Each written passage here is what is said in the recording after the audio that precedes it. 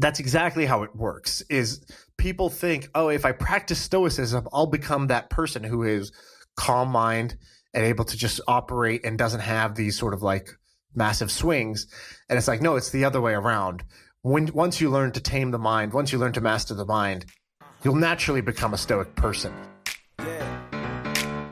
I feel like I can rule the world. I know I could be what I want to. I put my all in it like no days off. On the road, let's travel, never looking back.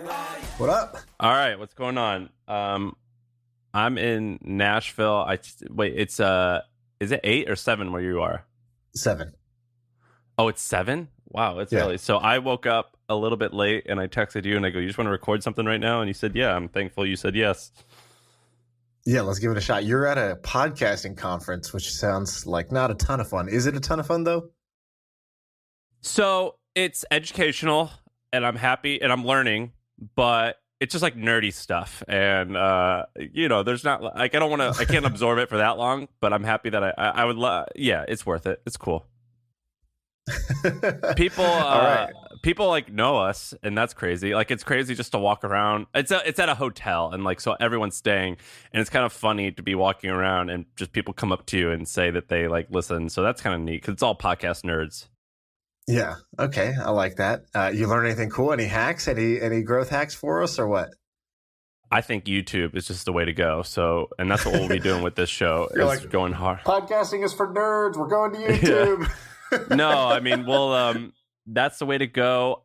Some of these people spend, so for the listeners, Shaan and I, well, it's not our money anymore, but when we were doing this, like, we were like so cheap. And I actually think too cheap about starting this podcast. I mean, I think it was right how we did it with like really bad at first, and then it got a little bit better and a little bit better. But people spend so much money on recording their stuff, and I actually don't think that's important. But when you have something like we have, which is like you kind of hit this lick, it's important to invest, and I think we've underinvested, which is crazy. Yeah, maybe. I don't know. I was renting a studio the first 10, 20 episodes, $100 an hour. So that was like a professional setup. I thought I was over-investing at that time because I had 0 listeners when I recorded those. Yeah, no, but that's my point, is that my perspective has changed when I'm seeing like some of the budgets that people have. But for this episode, I called you because I saw like 3 amazing things that I wanted to bring up to you, and you have 1, 2, 3, 4, 5 interesting things, and I just wanted to talk to you about them. All right, let's do them. Where do you want to start? Give me your first one.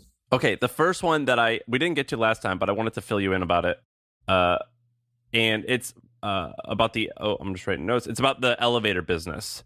So I told you a little bit about this. So this was one of these moments, and I've had them with you a ton, where you explain something and you're like, I didn't even know that this was a problem. I didn't even know this was an industry, but now I'm totally bought in and I think it's amazing. And this particular in this particular company, I'm not sure. It's not because I think that they're bad. I just don't know them well enough to actually believe that they're going to win. But like, it was pretty amazing. So let me set the stage. So I believe there's something like, I might be off by a little bit, but I believe there's something like 2 million elevators in America. And only 4 companies basically control the whole elevator business. Have you ever been on an elevator and looked at your feet where the doors open and seen the names? Yeah, there's this little like plaque there, but I don't remember any of their names. I can't recall. I once threw my key in the crack and had to call one of the companies to be like, "Hey, how do I get under your elevator?" Wow. So it's Otis. You probably recognize Otis. That's the big one. Yeah. Otis, Schindler, Cone, and Mitsubishi. Is that Mitsubishi? Yeah, Mitsubishi. Yeah, Mitsubishi are the big ones. I know of Otis because I've looked into them a bunch. They're not technically, these 4 aren't technically a monopoly because there's more than one, but basically they control just about everything. And what that means is when you buy an elevator, I'm not actually sure how much an elevator costs, but something like Target might have 6,000 or 7,000 elevators. And when you buy an elevator from them, it's a like 10-year or 20-year contract. It's a really long contract. And it's almost like buying a car. So when you buy a car, you get a 50,000-mile warranty. And except imagine buying 5,000 cars. And It's incredibly challenging to know when each car needs to be serviced, what type of service the car company is actually going to pay for and what they're not going to pay for, what falls under it. It's kind of a pain in the butt. And so what happens is oftentimes a company like Target, they employ a whole team to manage their elevators and escalators, and they don't know, like, you know, what they have to do. And instead of fighting with Otis and deciding, they just go, fuck it, we're just going to call service people and we're going to figure it out on our own. And there's two new companies. One is called AuditMate. That's who I talked to. But there's one in Britain called We Maintain that's raised $40 million. And basically what they do is they manage your elevator and escalator, like it's like fleet management, you know what I mean? Right. And they determine what, and I thought that this was so fascinating and very interesting. And when I heard about this company, I was like, well, I don't necessarily I'm not sure if I ever want to like invest in anything like this, but I would love to own it. And so the way it works is they charge $50 to $60 a month per elevator. And the name of the game is you just go out and find all the elevators and you say, look, we're going to be your agent, which means we sign on to speak on your behalf, and we're going to negotiate with Otis, and we're going to make sure that your shit's maintained, it doesn't break down, and we're going to handle all of it. And I thought that was amazing. And it's one of these business models where it's kind of like the way that they charge right now, or a lot of these companies charge, is a subscription fee, which is fine. But this is one of those business models that we've talked about, like TurboTax, where they take a percentage of all savings. So this is like the easiest shit ever to sell. Right. And so anyway, they're basically saying, hey, you have no risk, no loss, because we're going to save you money. You know, you sign up to pay, you sign up with us, we're going to save you money, and we'll take out of it in the same way that, you know, like Main Street does this with tax savings, basically for you. They'll be like, all right, we'll take a percentage of whatever we save you. It's like, oh, okay, sounds like I have no downside. And even if that percentage is large, it's like found money. So they feel good about it. I thought this was cool. Have you ever even heard of anything like this? No, dude. So I'm just looking at some of your notes. Otis, $12.5 billion in revenue. Schindler, $11.6 billion. Cone, basically the same, $10 billion in revenue. It's huge. Those are huge revenues for these companies. Now, I don't know how profitable the elevator business is, but they're like family owned. Otis is like a family owned business. I'm almost positive Otis has been around since the 1800s. I mean, these are like huge family owned businesses. So they definitely are. I believe they have to be profitable. Here, Otis. Otis does 12 billion. Otis is publicly traded. So what do you think their market cap is for 12 billion in revenue? Okay, I'm gonna guess they are a $22 billion company. Might be less. I think it could be less. You think less? I think less. Is it more? It's about 40. 40. Okay, so I was 22. I was off. Okay. Pretty crazy, right? Like, who would have thought? And so this is just software that lets you help you negotiate. Twitter is like 50, 55 or something like that. So is it really? Otis, the elevator company. Yeah, Twitter had been hovering below that, and then now it's at 55, 60 or something like that because the stock went up recently. But basically, Otis, the elevator company, is worth almost as much as Twitter, which is insane. And not only that, I believe, let's see, it's been around since 1853. Yeah, amazing. So the funny thing is, this is named after like a guy's first name. It sounds like it's not even his last name. The company was invented in Yonkers, New York, in 1853, and they've been around since then. Fucking elevators, and so this fascinates me when I like learned about this because I like old shit. When I think about you and I and a bunch of friends were talking. What is Yonkers? Is Yonkers a place? You never heard of Yonkers?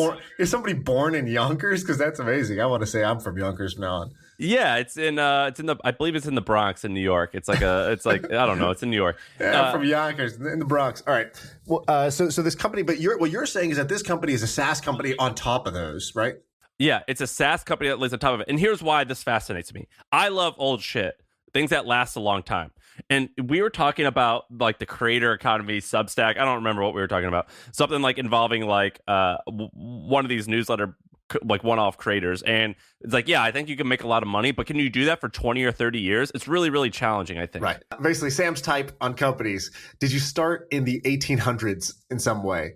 Did you have a physical product that you could touch and feel? Were you started in the Midwest or some part of America?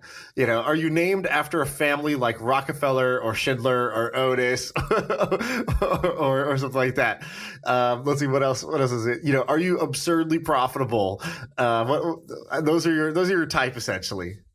Yeah, look, I think it's cool. That's something that to build something that can last a really long time. Yeah, that interests me because that like you optimize for excitement, I think, or interest. I optimize for what's the least amount of work I can do in order to like have freedom. And Yours is more like durability. And I feel like durability is like number one. It's like, if you have this, you win. And I'm like, if you have this, you might win for an hour, and then you might lose the next hour. And like, I'm cool with that. So both work, but they're just different. What do you have? What do you got? Let me give you one. All right. So what do I want to do? Let's do.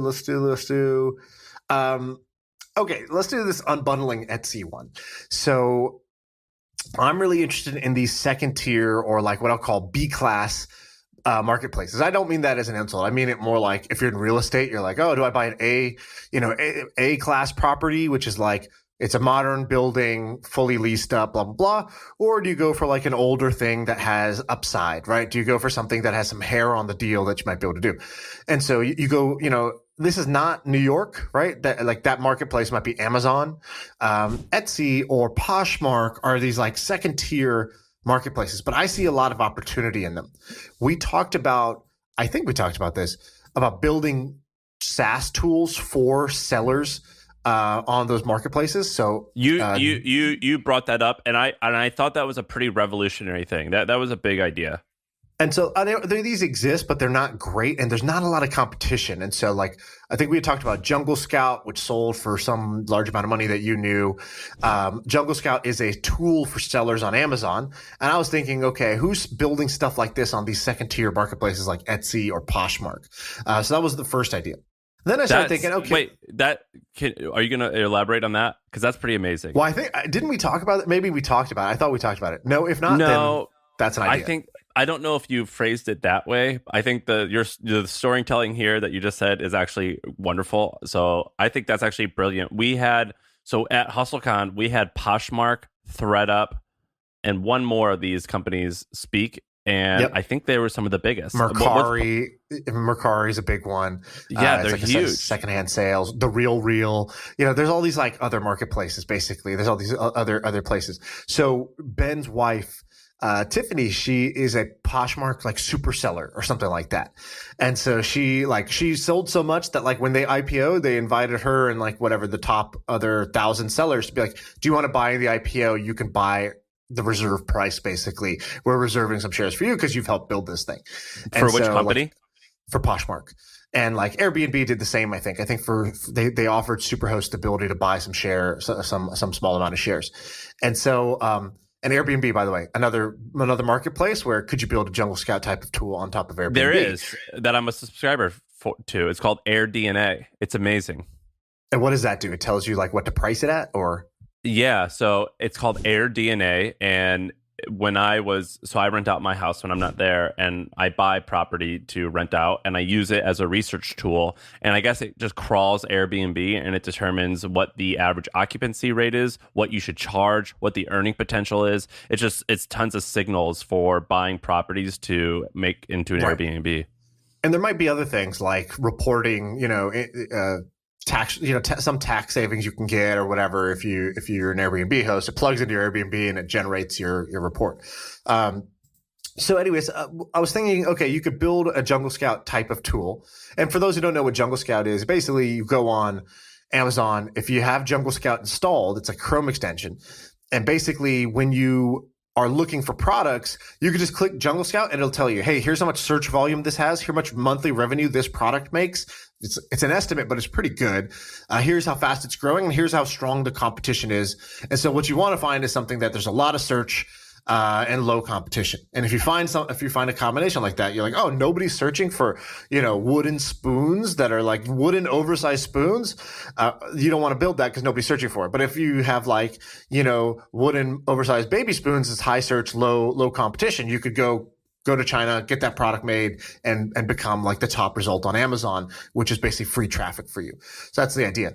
So I think you could do that for Poshmark. I think you could do that for Etsy. One thing that I was thinking about for Etsy is I think you could spin off a whole new marketplace just unbundling Etsy. Etsy is now big enough. It's a public company, been around for a decade plus, and has all these different categories, right? So it's like you can go to home, you can go to custom gifts, you can go to all these different categories on Etsy, and you could ask yourself, could I make a marketplace or a service that just does this one thing better than Etsy's doing, market it as that, and actually like unbundle a piece of Etsy in the same way that people have had a lot of success unbundling Reddit, unbundling Craigslist. If you haven't seen this, Google unbundling Craigslist and look at the diagram. It's like it takes every part of Craigslist and then it just shows how, oh, look, this housing part of Craigslist became Airbnb and this became Etsy and this became this other thing. And so the same thing I think can be done here. So that's the core idea is unbundle one of the verticals of Etsy. What I would do, I was looking at the categories. I would do custom gifts. So custom gifts is one of the top categories on Etsy. And people go there because they want to send a thoughtful, kind of like what looks like a homemade, handmade gift to somebody. Or they're getting it made for like their wedding and they want all their wedding coasters to have their names on them. Or their bachelor party and they want everybody to have matching shirts that say the bachelorette's name on it or whatever. And so I think custom gifts could be spun out into a marketplace that's like Fiverr, where you basically just here's a bunch of custom gifts, push a button, and you get these for $10 or some flat rate basically.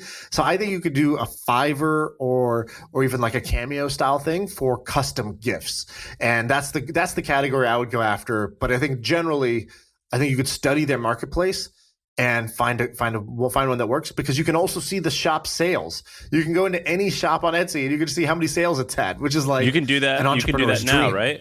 Yeah, this is just part of Etsy. It's like, here this shop has had 6,000 orders, and you can look at the price of the store and be like, average thing's $35. It'd be like 6,000 times 35. That's how much revenue the shop has made in 2 years. Those are both two big ideas. So you're talking about building like the software that analyzes the sales, and then the marketplace that sells the stuff. Both actually pretty amazing. I go to Etsy sometimes, and I do. So if you scroll all the way to the bottom, you'll see how many sales they have. eBay does it too, but not as good. But that's actually a great idea. And by the way, I looked up AirDNA. So the thing about these software companies, you're talking about two different things. We'll call it one software, one marketplace. The software companies. So if I told you, or if you told me about Jungle Scout a few years ago, I would say like, oh, that's a nice little indie hacker business. Yeah. Yeah. Well, it's probably does like 80 or if it's worth $1 billion, I wouldn't be surprised, but it's definitely worth 9 figures. I know that for a fact because it sold part of their company. So I told you just about AirDNA. I thought that was just a small thing. How big do you think AirDNA is? By the way, Jungle Scout raised over $110 million, which is that gives you a sense of how big it is if it was able to raise that. I think it was some of it was private equity, so I don't know how big the valuation was, but it's definitely huge. Right. Okay. AirDNA, I don't even know what it does. I've never been to the website, so I'm just gonna say a random number out of the air. I'm gonna say 35 million. What is AirDNA worth? Well, so they AirDNA, so they charge. I think I pay $100 a month for it. In 2018, they did $4.9 million in revenue. In 2019, they did $8.4 million in revenue. They said they were growing 100%, so you could probably assume that I would actually bet that in 2020 they probably did 16, and then 21 I wouldn't be surprised because there's a lot going on with investing in Airbnbs. I wouldn't be surprised if they're in the 30 million annual recurring revenue range, and they raised $8 million in order to build all. They bootstrapped to $9 million in revenue and then raised $8 million. So these are like these things that you would think are small, insignificant stuff that could actually be quite big. So that's a $50 to $100 million a year value business at that roughly those numbers you just told me. Yeah, it's a huge thing. And who would have thought? I never would have thought that. If you told me you're going to build this thing that analyzes Airbnb, I'd be like, not a chance. I would have been like, side hustles are cool. Yeah, you should be able to bring in the $4 or $5K a month, with your little Airbnb DNA tracker, whatever the hell you're talking about. and I would say I would have, if you had to guess what's bigger, Etsy sellers or Airbnb, I would think there'd be more Etsy sellers than Airbnb hosts. Well, the thing with Etsy sellers is that so Airbnb is very much, it's a lot more set it and forget it, and there's less levers to pull, and there's less like there's less like categories and things like that. Whereas like Etsy has like multiple different categories. Each one has its own little nuances. And then there's like such a wide variety of sellers where, yes, there's many people have houses, but they're all doing the same. They're offering the same service. Etsy's offering like a million different services to people. And so I think that's why it has probably a little more opportunity. What would you do? Why did you call it Cameo? Well, I was just thinking custom gifts. If custom gifts is this big of a market, I would just start with that. I'd say custom gifts. Maybe the end product wouldn't be a physical gift like Etsy. Maybe it would be something like a Cameo where it's a video or just making a jingle for somebody, or it could be with celebrities or non-celebrities, but basically some way to send a custom gift to somebody. If that's such a big part of Etsy, maybe you could rank for it in search or run Google ads and hijack some of that traffic of people looking for custom, handmade, whatever, custom name, blah, blah, blah, and be like, yeah, we do that. We'll put your name on a shirt. Yeah, it's not as nice as Etsy. It's, we just took the generic Etsy look and we just mass produce it basically. That'd be one way of doing it. I'm on board with that. You want to move on to another one? Yeah. Let's All move. right. So I'm going to weave two, one of mine and one of yours. I'm a big UFC fan. So are you. So DC, Daniel Cormier, he's retired now, but he's a big fighter, and he posted this thing, and I'd seen ads for it, but he posted that he's now going to endorse this thing called Fit to Warrior, and I went and looked at it. So Fit to Warrior, it's incredibly interesting, and so what they do is you spend $2,200.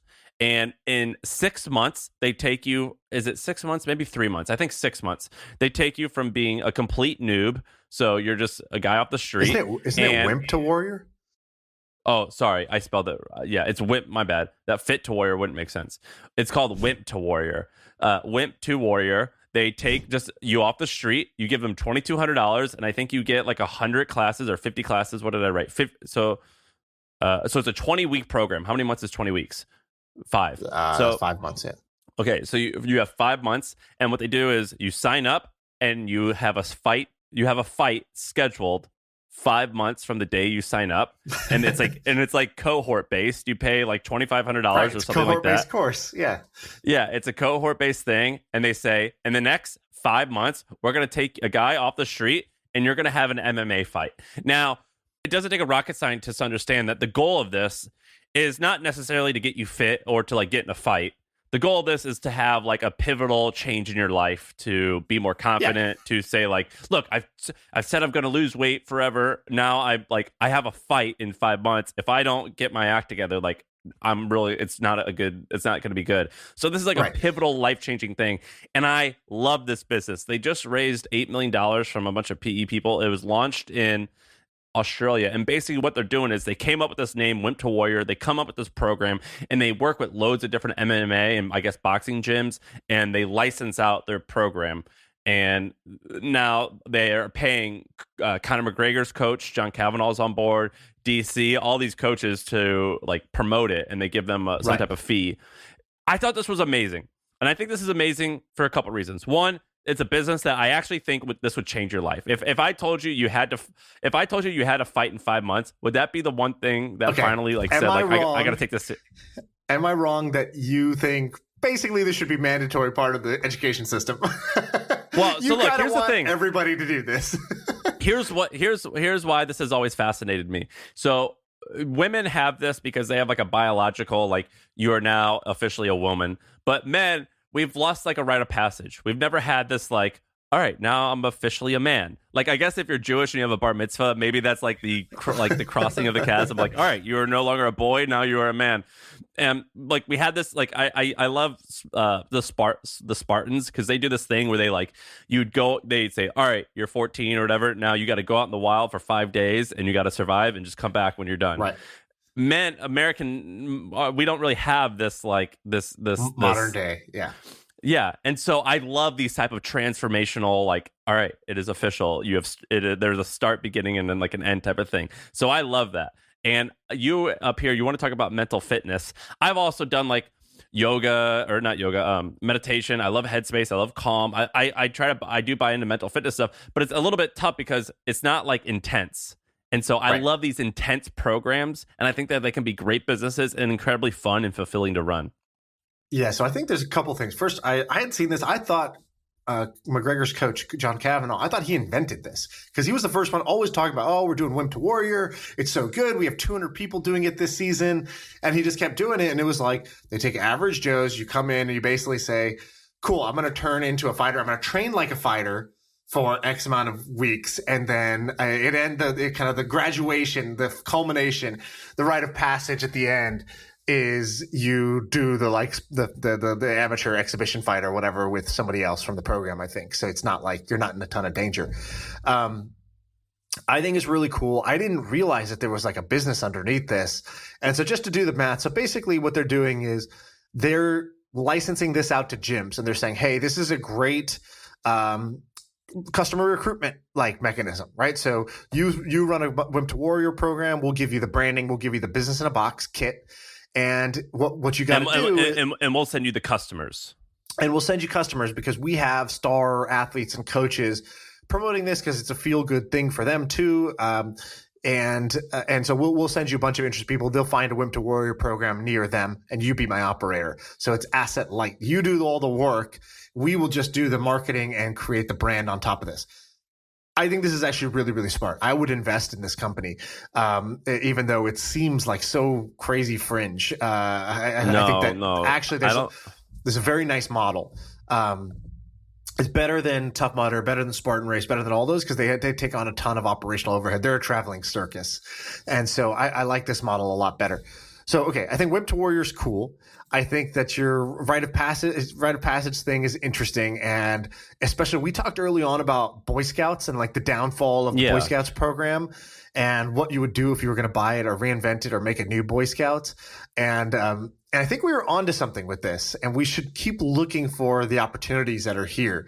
I'll tie this into the mental fitness thing. We did a segment on Simone Biles in a podcast two episodes ago or one episode ago. Yeah. And we ended up cutting it. So it's in the lost archive, lost files, along with me and Sam's sparring footage from when I went to his house in Austin.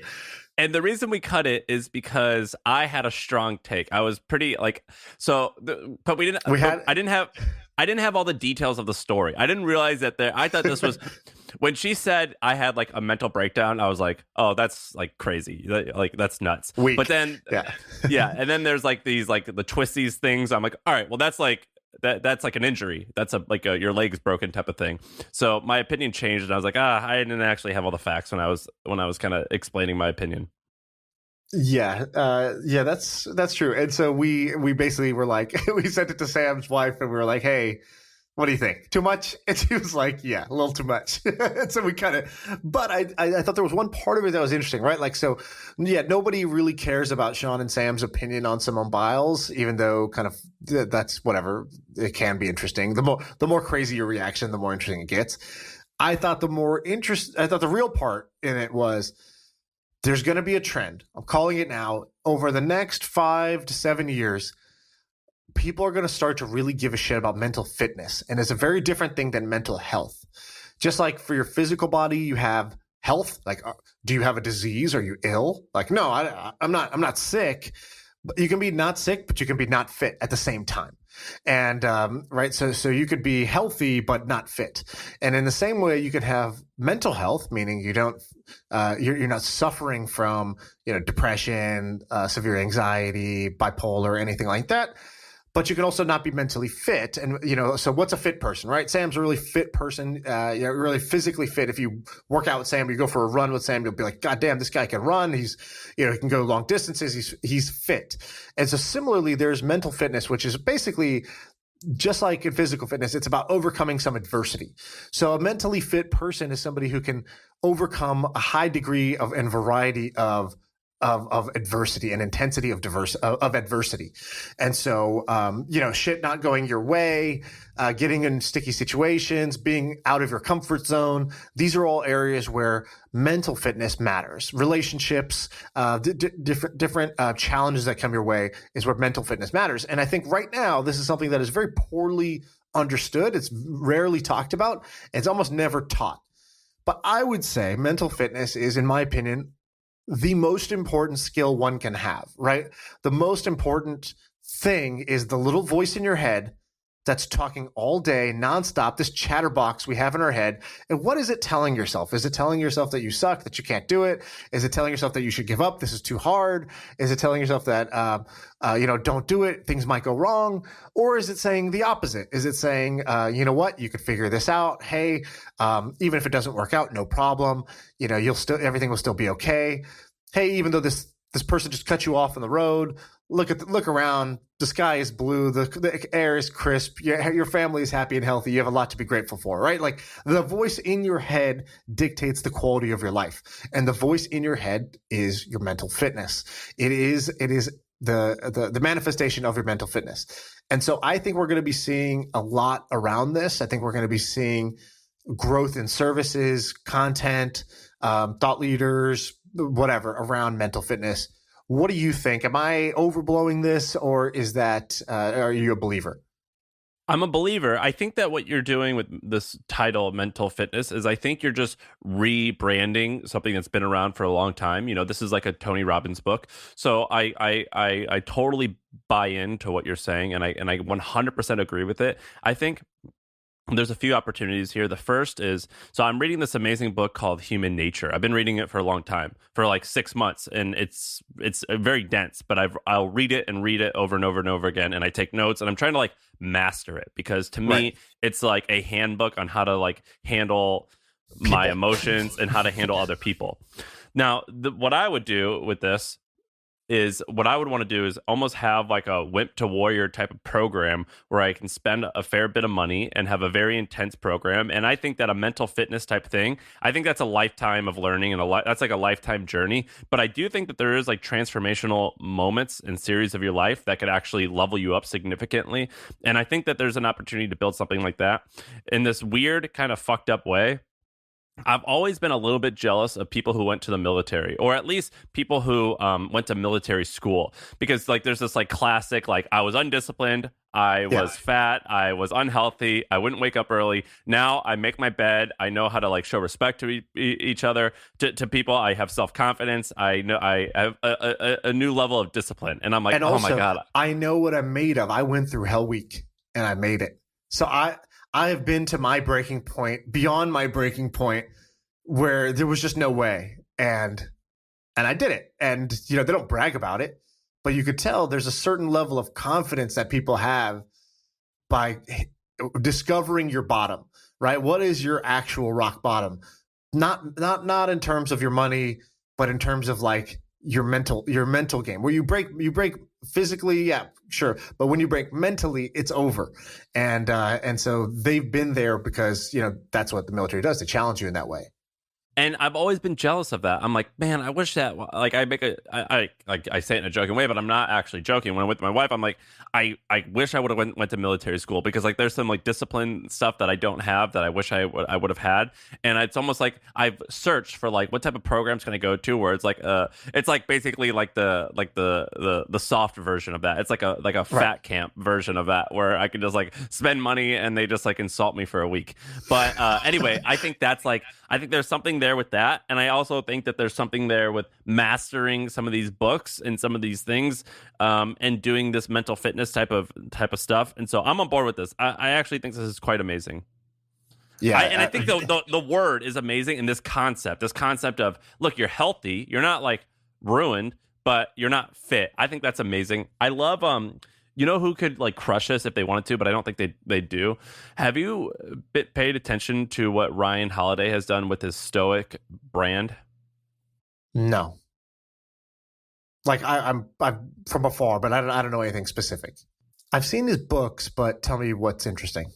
So Ryan Holiday is an author. His first book was called How to Get Famous, or what was it called? It's like newsjacking or whatever. And yeah, I forget what it was called. Then he's got like the obstacle is the way, ego is the enemy, or something like that. He's got a bunch. Yeah, so he's got obstacles, way, ego, and this whole idea is based on Stoicism, which is this. What are they, Greek? I don't know. Marcus Aurelius. These philosophies of basically like you're going to face hardship in your life, and it's not about avoiding them, but it's about embracing them and finding meaning in them. and it's great. And and it's probably predominantly young males who listen to his stuff. I'm one of them. And he's built this brand called the Daily Stoic. So I believe it's called dailystoic.com. And he sells $25 Stoicism coins, which I own one. He sells like a $19 email course where every 14 days he teaches you like a new Stoicism like thing on how to read more. Like, and it's pretty amazing. And like, if I don't think he would ever want to do this because he seems like he's got a good life and he doesn't want to work much harder. But I would imagine that if Ryan Holiday had like a Stoicism boot camp for like a month and he charged like 10 grand and like it was around this mental fitness idea, I think loads of people, including me, would pay to go. Yeah. By the way, I heard something that I thought was great. They go, a lot of people get it backwards. I forgot who said this. They were talking about Stoicism. And I was like, yeah, Stoicism, I get it. You're supposed to be stoic. And then that brings you sort of this calm and this peace and this like sort of like really stable mental game. And he goes, no, it's the other way around. When you calm the mind, you become stoic. You don't become stoic to calm the mind. And I thought, oh, that's so true, which is that that's exactly how it works. Is people think, oh, if I practice stoicism, I'll become that person who is calm mind and able to just operate and doesn't have these sort of like massive swings. And it's like, no, it's the other way around. Once you learn to tame the mind, once you learn to master the mind, you'll naturally become a stoic person. You have to get the order back, get the order right. And so that was like a big breakthrough for me because I know a lot of people that have tried to get into stoicism. They have this anxiety. They have this like sort of mental like lack of clarity and calmness. They get into stoicism thinking it's the answer, and they get sort of disillusioned very quickly. They're like, oh yeah, it wasn't for me. And it's like, well, that's true because stoicism is almost a state you get to after you learn how to calm the mind. It's not the method you use. So I've read a lot of Stoicism books, and I like it from just a history perspective, and I like it from a practical life philosophy perspective. I think it's one of the very few like philosophical things that you could apply to your daily life. You know whose book changed my life on it, and it was shocking. It was Naval. That Naval Almanac. What's it called? Right, the Naval Almanac. It's so good. It's so good. So the first half is all about making money, and the second half is all about being happy. And the first half is like, that's just normal, whatever, who cares. The second half I felt was pretty game changing, and he talks a lot about stoicism and a lot about mental fitness. And he was basically like, the summary is basically happiness is a choice that I made, and here's some of the strategies that I use, and it's very it is stoicism, and I thought it was very useful. All right, let's jump to a different topic real quick. Can I wait? Let me tell you really quick about one of the greatest hacks that I've seen. So a financial hack. So when starting a company. So the first one that I always tell people, and this is something that's new to me that a lot of people, or was new to me, a lot of people don't know about. It's called QSBS. So it's probably the greatest American tax basically, when you sell your company, if you have QSBS, which basically is like it basically means qualified small business tax. So if you sell a business and you've owned the business stock for 5 years and it's a C corp, if you sell your company, the first $10 million in sales or in profit that you make from selling your company, you don't pay taxes on. So it's amazing. But I think I found something that's even better. Moving to Canada. So I talked to this company the other day, and they were building this like amazing thing, and I was like, how many people work there? You're like a really new company. And they're like, well, we have about 18 people who work here, and we only spend about $1 million a year in total costs. And that's kind of crazy. So basically, when you're starting a company, I started my company in San Francisco. If you're starting your company, I would imagine that you would, when I started it, it was $10,000 a head, but I was hiring like young people who didn't pay much. But I imagine you'd want to bake in $15,000 a head, right? Easily, especially if it's engineers, yeah. So maybe more. So, but let's just say 15,000. So 15,000 times 12 is, let's see, 15,000 times 12 is so that's 180 grand a head. Oh, I think it's even more than that. It's probably it's 200. So that number you're talking about is basically 7 years ago and non-engineers. And now you fast forward 7 years, double it, and then engineers basically double it again. And so, what was maybe, let's say 10 grand is actually you should be budgeting almost 30 grand per head is probably closer to reality now. 30 grand, you think? Okay, so if 30 grand engineers, yeah. So 30 grand times 12 is 360. So $360,000 an employee. So 360 times 15, if you have 15 employees, that's going to be around $5 million a year. And by the way, so that's not just their salary. So let's say their salary is 200 to something K. Then you have to pay all the kind of additional overhead on salaries, which is about 20%. That's your FICA, that's your Social Security, all that good stuff. You have your rent, you have your free catered lunches, you have your snacks in the office, you have all the other bullshit that you got to do if you're going to hire in this extremely competitive hiring environment. Signing bonuses, recruiter fees, it all rolls up. So if that number sounds high, you'd be surprised. If that number sounds low, you're probably right.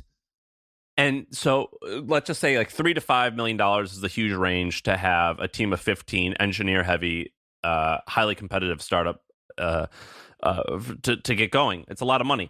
I talked to this guy the other day and he had 15 people and he told me he was spending $1 million a year. And I was like, wait, what? He goes, yeah, so here's how it works. In Canada, we have these things called research and development credits. And basically what that means is if you're an engineer, is how what's it called?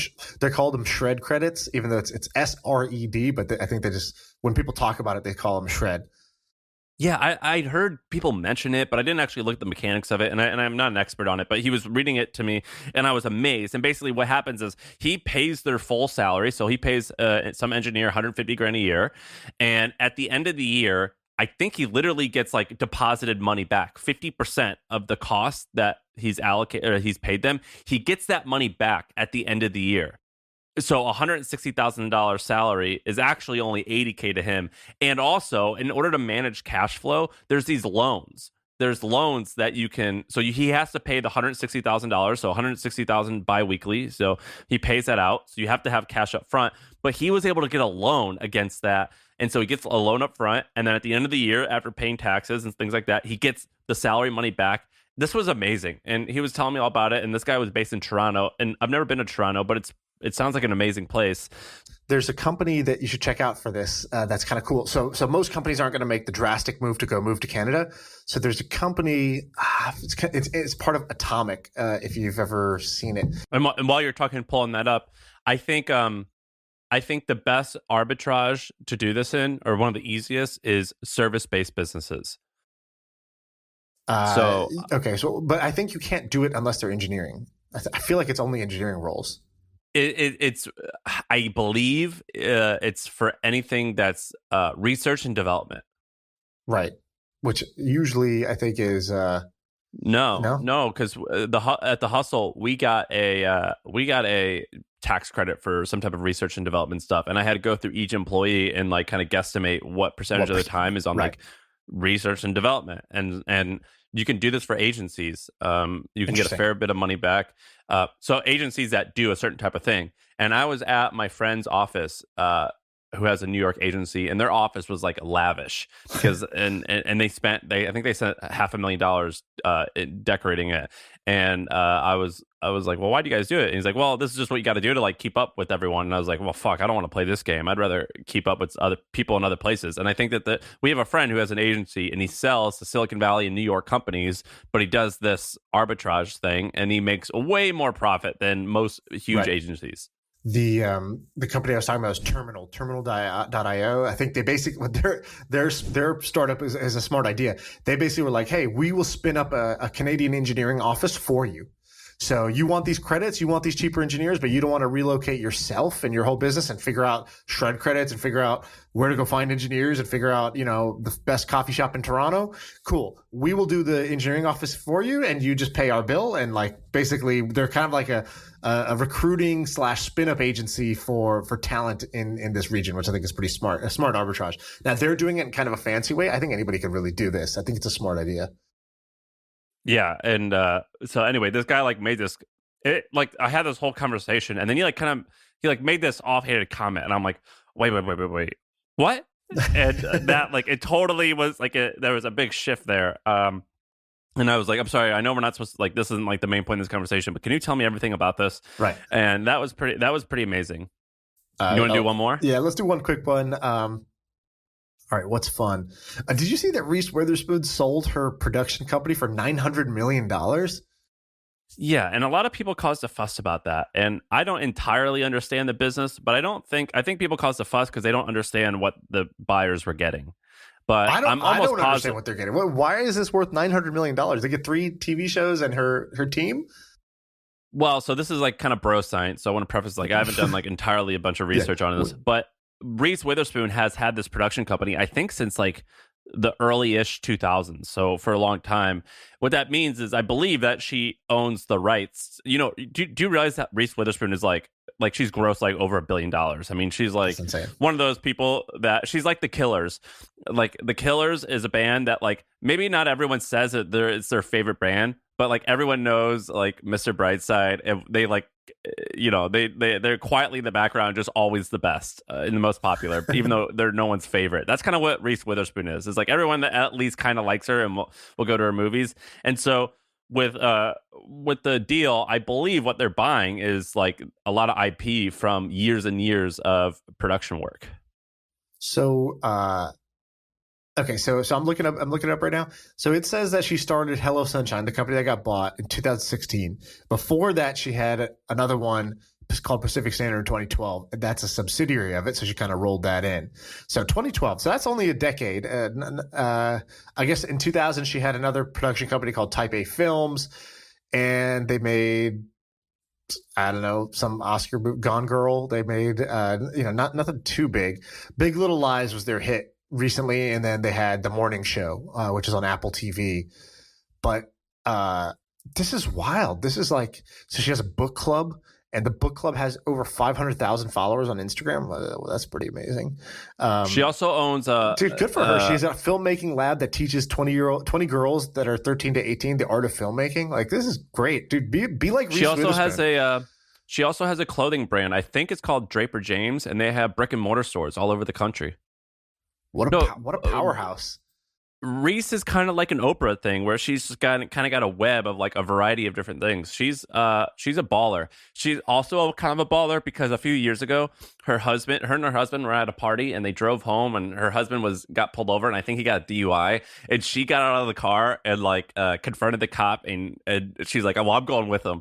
So she got arrested with her husband. So she's kind of a boss. No, it's amazing. I think if I remember correctly, I believe her company was bought by Kevin Mayer, who recently was the CEO of TikTok America, but got fired because of all the stuff. And before that, was Disney. He the CEO? Was he the CEO of Disney, or he wasn't president? The CEO of Disney, but he was president, and he like was the president, I think, of Disney Plus before, like, when they launched or whatever. Yeah, so he's a big swinging dick, and he basically, they bought this company to build a conglomerate of like some type of media company. I don't entirely understand the structure. These deals to me always seem very complicated, and they seem very like deal makey. Like, I just don't understand the numbers, right? Because like I'm looking at the assets. So they have Gone Girl, which made $360 million gross in the box office, and then the next highest one was $50 million. So they have 4 films, of which, you know, nothing huge. And then they have on TV, they got Big Little Lies, The Morning Show, Little Fires Everywhere. Those are the 3 shows, you know, and then there's 6 that have been bought or sold to either Apple TV Plus, Amazon, ABC, Netflix, whoever. I just don't get how you get to that number, because I feel like to do that, you basically need to like The Office was getting $100 million a year of like streaming royalties. That's like, you know, the top, or Friends, you know, those were getting $100 million a year. I feel like there's a pretty deep drop off after that. So I think this is like a Beats by Dre acquisition is kind of what I see it as, which is basically somebody being like, cool, we get Reese and then some stuff. Great. I think that's basically like when Apple bought Beats, and they're like, great, we get Dr. Dre, and we get whatever his name is, Jimmy Iovine or whatever. Plus we get some headphones. All right, $3 billion. Yeah, we'll pay $3 billion for that. But I think it's like the most expensive acqui-hire. The company that bought it was Blackstone. They're the funding, and I would imagine they're pretty savvy. I don't know if they overpay for a lot of stuff. Well, Blackstone is funding that guy Kevin Mayer. Kevin Mayer's company is the one who bought this. So I think it's more like a Quibi thing, where Kevin Mayer, in this case, Quibi was started by, what's his name? Jeffrey Katzenberg. the guy who started DreamWorks. So he was able to go raise $2 billion because he's like, I'm Jeffrey Katzenberg. I started DreamWorks. And then he used it to go buy a bunch of content. And it all evaporated into $0. I think that's more like what this is like versus some like real asset that you can analyze and say, yeah, it's worth that. Dude, congratulations to Reese for getting that bag. She is actually amazing. Reese Witherspoon's pretty amazing. Have you seen what she's like? I think she's in her mid 50s, isn't she? I don't know, but she's killing it, and she looks exactly the same. Well, she looks exactly the same. They get like shot up all over their face, and they look the same, or it goes the other way, and they just look super weird, and they're like, yeah, it's just gone wrong. We'll end on this one last thing. The new COVID strain is called like whatever Delta, the Delta variant, Delta Plus is the new one. I was thinking about this morning. First, Delta, how shitty for Delta Airlines, just for the new COVID strain to get named after you. God, that's a tough loss to just wake up to. It's like, which scientist just decided to name this Delta? Like, that's not cool. And then I was thinking, it's a scary name. I was thinking, what would that be worth to them? If you were Delta, what would you pay some lobbyist, some bribery to some scientist? How much money would you shove in the briefcase for this to not be called the Delta variant? It's like, call this the United variant. Call this the Southwest variant. Don't call this the Delta variant. So I'm staying at this hotel. It's called I don't know what it's called, Gaylord Opryland, or I don't know what it's called, but I think it's called Gaylord. I mean, Gaylord Opryland. That wasn't like a joke. That's what it's called. And I'm in this like wing of the hotel called the Delta Wing, and it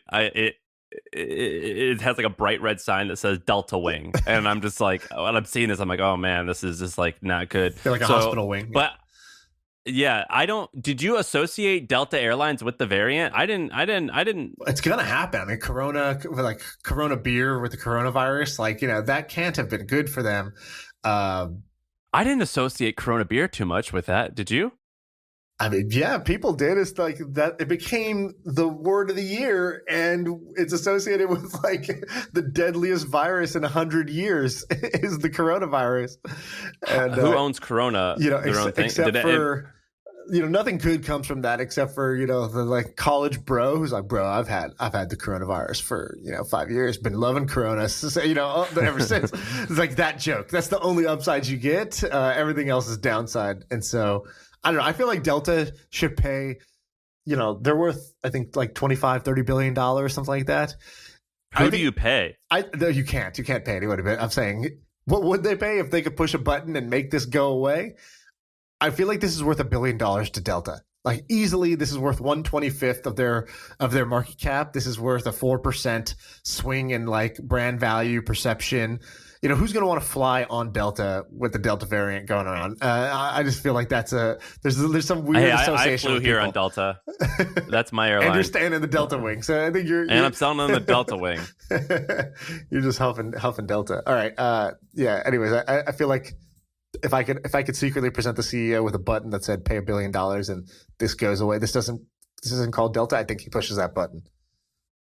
Yeah, I would agree. All right. I think we had an action-packed episode. We'll see what people think. I think we gave like 8 good things. Good. All right. And all right, early morning episode in the books. Enjoy the podcast conference. All right, I'll see you. See ya.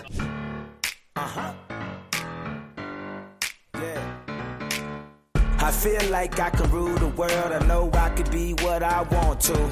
I put my all in it like no days off. On the road, let's travel, never looking back.